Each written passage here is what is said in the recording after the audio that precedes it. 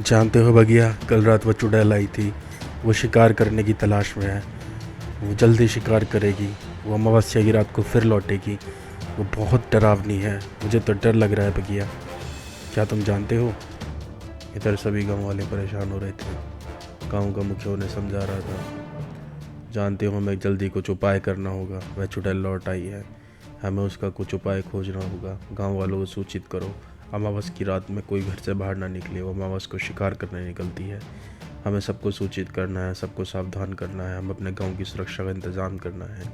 सबको जाके सूचित करो और अपने बच्चों को घर में रखो। सुनो बगिया, तुम घर में रहना। चुड़ैल लौट आई है। मुझे तुम्हारी बड़ी चिंता हो रही है बगिया। वह तुम्हें उठा के ना ले जाए।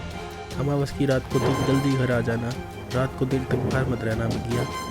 मुझे तुम्हारी चिंता हो रही है। चुड़ैल लौट आई है, समझ रहे हो ना बगिया? इधर बगिया जल्दी जल्दी घर जाता है। उसे पता है आज अमावस की रात है और आज चुड़ैल जरूर बाहर निकलेगी।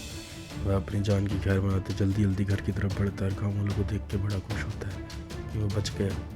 पर तभी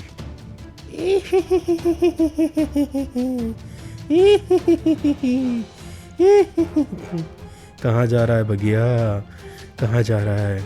राजा, आज तुझे नहीं छोड़ूंगी।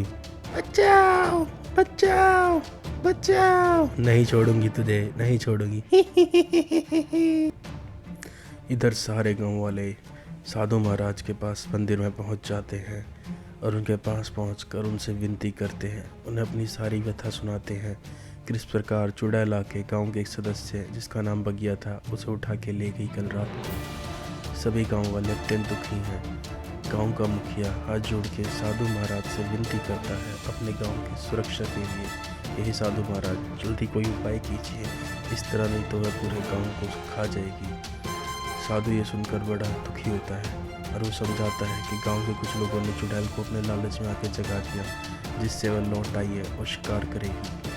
हमें जल्दी उससे चुड़ैल से मिलना होगा, उससे पूछना होगा कि वह क्या चाहती है, और अगर वह नहीं मानती तो हमें हमारे बड़े गुरुजी के पास जाना होगा। और हमारे बड़े गुरुजी ही कुछ हमारी मदद कर सकते हैं। उस चुड़ैल से लड़ना मेरे बस की बात नहीं है। फिर गांव वाले साधु महाराज के साथ उस चुड़ैल को ढूंढने के लिए जंगल में जाने को तैयार हो जाते हैं और सभी गांव वाले जंगल में चुड़ैल को ढूंढने के लिए निकल पड़ते हैं।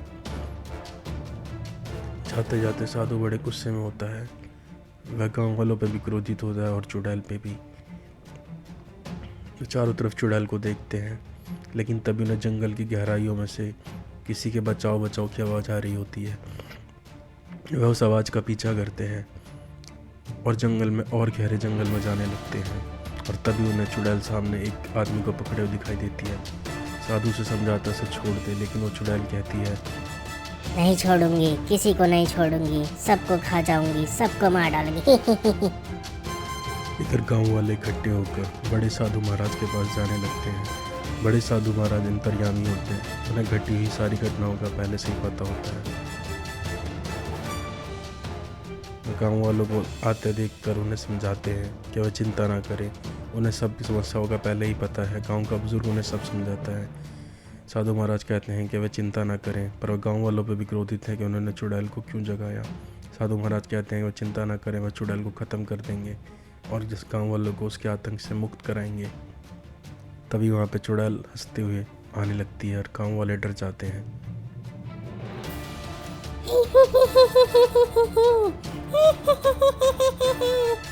किसी को नहीं छोड़ूंगी, तू मेरे रास्ते से हट जा साधु।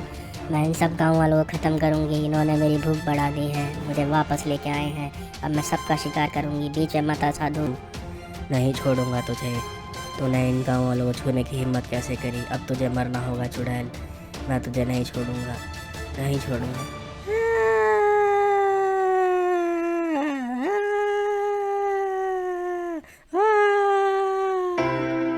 और इस तरह चुड़ैल के आतंक से गांव वालों को मुक्ति मिल जाती है और वे सभी जाके मंदिर जाके साधु महाराज का धन्यवाद करते हैं और फिर खुशी खुशी अपने गांव में रहने लगते हैं।